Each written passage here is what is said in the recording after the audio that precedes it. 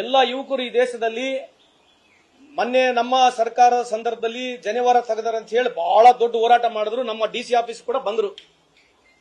ಈಗ ಕೇಂದ್ರ ಸರ್ಕಾರದ ಗೈಡ್ಲೈನ್ಸ್ ಪ್ರಕಾರ ಮಂಗಳಸೂತ್ರ ತೆಗಿಬೇಕು, ಜನಿವಾರ ತೆಗಿಬೇಕಂತ ಹೇಳಿ ಇದೆ.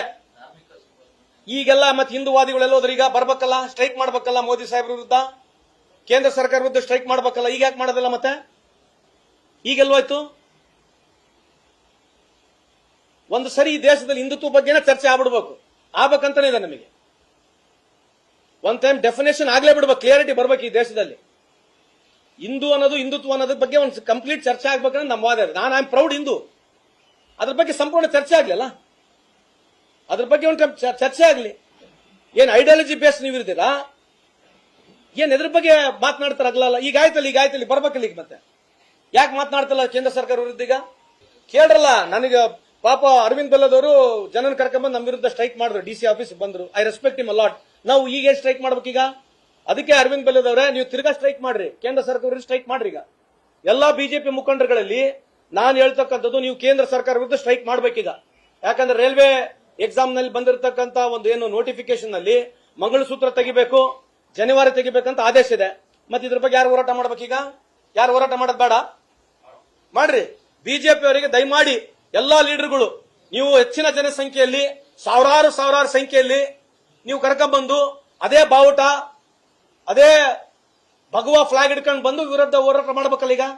So it is only a hidden agenda. ಏನಂತಂದ್ರೆ ಹಿಂದೂಗಳಿಗೆ ಹೇಳೋದು, ಭಯದ ವಾತಾವರಣ ಮಾಡೋದು, ಹಿಂದೂಗೆ ಭಯಗಳು ತೋರಿಸೋದು, ವೋಟ್ ತಗೊಳೋದು, ಗೆಲ್ಲೋದು. ಗೆದ್ದ ಮೇಲೆ ಬರೀ ಇದೇ ಕೆಲಸ ಮಾಡೋದು. Only one agenda. ಏನಂತಂದ್ರೆ ಅವ್ರ ಪ್ಲಾನ್ ಏನ್ ಮಾಡ್ತಾರಂತಂದ್ರೆ, ಒಂದು ವರ್ಷ ಮುಂಚೆ ಯಾವ ಸ್ಟೇಟ್ ಗೆಲ್ಲಬೇಕು, ಇಡಿ ಹೆಂಗ್ ಯೂಸ್ ಮಾಡಬೇಕು, ಸಿಬಿಐ ಹೆಂಗ್ ಯೂಸ್ ಮಾಡಬೇಕು, ಫೆರಾ ಅಲ್ಲಿ ಲೋಕಲ್ ಇಶ್ಯೂಸ್ಗಳೇನಿದಾವೆ ಆ ಲೋಕಲ್ ಇಶ್ಯೂಸ್ ಈಗಲಿಂದಾನೇ ಅಜೆಂಡಾ ಸೆಟ್ ಮಾಡೋದು, ವಾಟ್ಸ್ಆಪ್ ಯೂಸ್ ಮಾಡೋದು, ಫೇಸ್ಬುಕ್ ಯೂಸ್ ಮಾಡೋದು, ಟ್ವಿಟರ್ ಯೂಸ್ ಮಾಡೋದು, ಒಟ್ಟು ಎಲೆಕ್ಷನ್ ಗೆಲ್ಲೋದು. ಗೆದ್ದಾದ್ಮೇಲೆ ವಾಪಸ್ ಹೋಗ್ಬಿಡೋದು ಅಷ್ಟೇ, ಮುಗಿತೀನಿ. ಏನಲ್ಲ, ಮತ್ತೆ ಆ ಸ್ಟೇಟಿಗೆ ವಾಪಸ್ ಹೋಗೋದಿಲ್ಲ. ಇವ್ರು ಉದ್ಘಾಟನೆ ಮಾಡಿರ್ತಕ್ಕಂಥ ಬ್ರಿಡ್ಜ್ಗಳು ಒಂದೂ ಇಲ್ಲ. 70 ವರ್ಷದ ಬ್ರಿಡ್ಜ್ಗಳು ಇನ್ನೇ ಇದಾವೆ. ನರೇಂದ್ರ ಮೋದಿ ಸಾಹೇಬ್ರು ಅದೇ ಬ್ರಿಡ್ಜ್ ಆಗಿ ಹೋಗ್ತಾರೆ. ಬಿಹಾರ್ನ ಮಾಡಿರ್ತಕ್ಕಂಥ ಬ್ರಿಡ್ಜ್, ಗುಜರಾತ್ನಾಗ ಮಾಡಿರ್ತಕ್ಕಂಥ ಬ್ರಿಡ್ಜ್ಗಳು, ಈಗ ಇರ್ತಕ್ಕಂಥ ಹೈವೇಗಳು ಯಾವ್ದನ್ ಇದಾವೇನ್ರಿ? ಆಮೇಲೆ 70 ವರ್ಷದ ಕತೆ ಹೇಳ್ತಾರೆ. ಅಗಲಾಲ ಮುಸ್ಲಿಂ ಫೋಬಿಯಾ, ಮುಸ್ಲಿಂ ವಿರುದ್ಧನೇ ಮಾತಾಡೋದು ಬೆಳಗ್ಗೆ. ಅಷ್ಟು ನಿಮಗೆ ಮುಸ್ಲಿಂ ವಿರುದ್ಧ ಮಾತನಾಡಂಗಿದ್ರೆ ಅಲ್ಲಿಂದ ನೀವು ಆಯಿಲ್ ಯಾಕೆ ಖರೀದಿ ಮಾಡ್ತೀರಿ? ಸೌದಿ ಅರೇಬಿಯಾದಿಂದ ಮತ್ತೆ ಆಯಿಲ್ ಯಾಕೆ ತಗೊಳ್ತೀರಿ? ನೀವು ರಷ್ಯಾದಿಂದ ತಗೊಳ್ರಿ, ಸೌದಿ ಅರೇಬಿಯನ್ ತಗೋಬೇಡ್ರಿ. ಎಲ್ಲಾ ಬಹಳ ದೊಡ್ಡ ದೊಡ್ಡ ಭಾಷಣ ಎಲ್ಲ ಕುತ್ಕೊಂಡ್ಬಂದು ಮಾತನಾಡ್ತಾರೆ, ಇತಿಹಾಸಗಳು ಮಾತನಾಡ್ತಾರೆ. ಮತ್ತೆ ಬಿಟ್ಬಿಡ್ರಿ, ಬೈಕಾಟ್ ಮಾಡ್ರಿ. ಬೈಕಾಟ್ ಮಾಡ್ಬೇಕಲ್ಲ. ಮತ್ತೆ ಅಲ್ಲಿಂದ ಆಯಿಲ್ ತಗೋಬೇಡ್ರಿ, ಬೈಕಾಟ್ ಮಾಡ್ಬಿಡ್ರಲ್ಲ. ಮತ್ತೆ ಅಲ್ಲಿಂದ ಚೀಪ್ ಆಯಿಲ್ ತಂದು ಇಲ್ಲಿ ನಮ್ ಜನಕ್ಕೆ ಜಾಸ್ತಿ ರೊಕ್ಕದ ಮಾರಿ,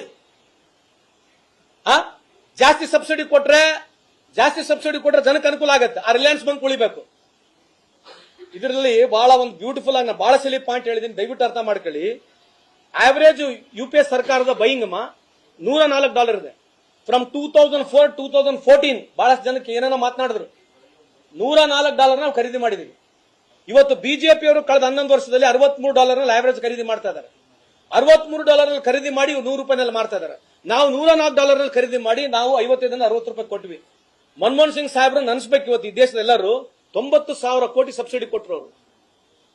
ಬಿಕಾಸ್ ಈ ಗೇವ್ ಸಬ್ಸಿಡಿ, ಇಂಟರ್ನ್ಯಾಷನಲ್ ಮಾರ್ಕೆಟ್ ನಲ್ಲಿ ಪ್ರೈವೇಟ್ ಕಂಪನಿಯವರು ಪಾರ್ಟಿಸಿಪೇಟ್ ಮಾಡಕ್ಕಾಗ್ತಿರಲಿಲ್ಲ. ಇವತ್ತು ಸಬ್ಸಿಡಿ ಕಮ್ಮಿ ಇರೋದ್ರಿಂದ ಇವತ್ತು ರಿಲಯನ್ಸ್ ಬಂಕ್ನವರು ₹1 ಕಮ್ಮಿಗೆ ಮಾರ್ತಾ ಇದ್ದಾರೆ. ಇವತ್ತು ರಿಲಯನ್ಸ್ ಬಂಕ್ನವರು ₹1 ನಂಬಿಕೆನ ಕಮ್ಮಿಗೆ ಮಾರ್ತಾ ಇದ್ದಾರೆ. ಇವತ್ತು ಇಡೀ ದೇಶದಲ್ಲಿ ರಿಲಯನ್ಸ್ ಬಂಕ್ ನಡೀತಾ ಇದೆ. ಯಾರು ಮಾತಾಡಬೇಕು ಇದ್ರ ಬಗ್ಗೆ? Who has to speak about this? Please go and ask every BJP leader, why are you not paying subsidy to the amount the UPA government paid? Why are you not paying so much subsidy? If you pay the same amount of subsidy, today diesel and petrol should be at 20 and 30 rupees. ಯಾಕೆ subsidy ಕೊಡ್ತಾ ಇಲ್ಲ?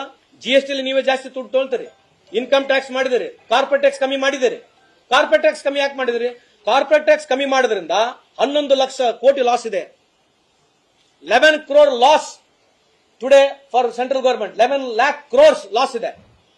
ನೀವು corporate tax ಕಮ್ಮಿ ಮಾಡಿರಿ, 16 ಲಕ್ಷ ಕೋಟಿ ಅವರಿಗೆ way of ಕೂಡ ಮಾಡಿದಿರಿ, ರೈಟ್ ಆಫ್ ಮಾಡಿದಿರಿ ನೀವೇ. ಅದು ಯಾವತ್ತೂ ರಿಕವರ್ ಆಗದಲ್ಲ, ಗುರ್ತಾಯ್ತದ. ಸುಮ್ಮನೆ ನೋಟ್ಸ್ನಲ್ಲಿ ಇದೆ, ಹೇಳ್ಬೋದು ನಾವು ಮನ್ನಾ ಮಾಡಿಲ್ಲ ಹಂಗಂದ್ರೆ ಎಲ್ಲ ಆಸ್ತಿ ಅಟಗಳು ಮಾಡ್ಕೊಳ್ರಿ. ಇವತ್ತು ಯಾವ್ದೊಬ್ಬ ಮಿಡಲ್ ಕ್ಲಾಸ್ ಮನುಷ್ಯ ಒಂದು ಇನ್ಸ್ಟಾಲ್ಮೆಂಟ್ ಸರಿ ಕಟ್ಟಿಲ್ಲ ಅಂತಂದ್ರೆ ಸರ್ಚಾರ್ಜ್ ಆಕ್ಟ್ ಮಾಡಿ ಅವ್ನಿಗೆ ಆಕ್ಷನ್ ಮಾಡಿ ಎಲ್ಲ ತಗೊಂಡ್ಬಿಡ್ತಾರೆ. ಮತ್ ಮಾಡಿರಲ್ಲ ಹಂಗೆ ಎಲ್ಲರಿಗೆ. ಯಾಕೆ ಮಾಡಬಾರ್ದು?